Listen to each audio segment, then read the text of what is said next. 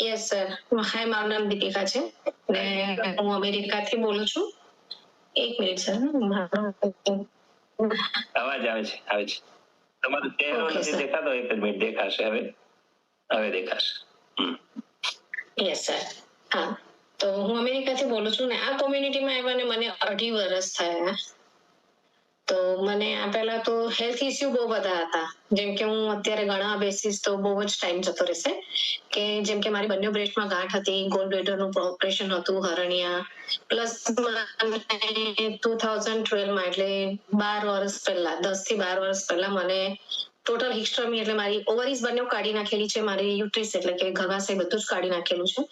તો ત્યાર પછી મને ધીરે ધીરે બાથરૂમની પ્રોબ્લેમ થવા માંડી છે કે ટોયલેટ બાથરૂમ બંનેમાં મને સેન્સ જતું રહેલું ઓપરેશન પછી કે મને ખબર જ નહોતી. તો હું આટલા વર્ષ સુધી ડાયપર્સ પહેરતી હતી અને એ વસ્તુ એવી ખરાબ છે કે આપણે તમે બધાએ જોયું હશે કે નાના છોકરાને કપડા બગડી જાય ને કેવી હાલત થાય. તો નાનું બાળક હોય તો આપણે કરી શકીએ, પણ એ મને એવું થયું કે હું ઘરની બહાર જતી બંધ થઈ ગયેલી હતી કે મને ઘરની બહાર જવાનું શરમ લાગતી હતી, એમ કહીએ તો બી ચાલે કે હું કોઈ પ્રસંગ નથી મેં અટેન્ડ કર્યા આટલા વર્ષ સુધી કે હું નથી કશું જ નહીં. એટલે એમ તમને કોઈ દવાખાને જવાનું કે ઇવન મારા હસબન્ડ સાથે એમના સ્ટોર પર જઈને તો સ્ટોરમાં બી હું આગળ બહુ ઓછું બેસતી કારણ કે મારાથી બેસાતું બી નહોતું.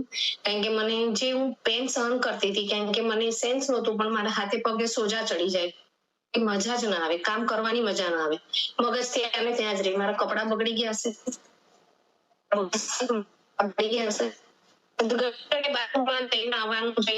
ચેક કરવાનું એમાં જ મારો દિવસ જાય.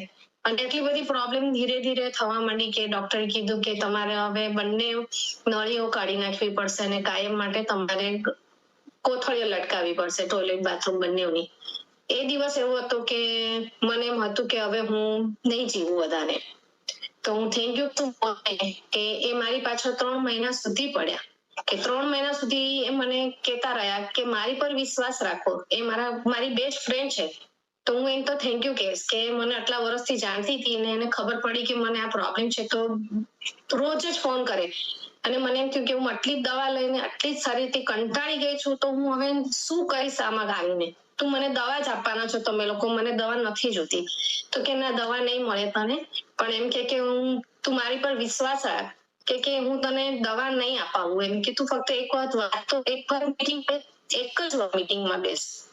અને તે દિવસે ડોક્ટરે મને કીધું કે હવે તમારી કોથળીઓ કાઢીને લટકાવવાની છે, બંને કાઢવાની જ બંધ કરી દેવામાં આવશે અને બંને કોથળીઓ લટકાવવામાં આવશે.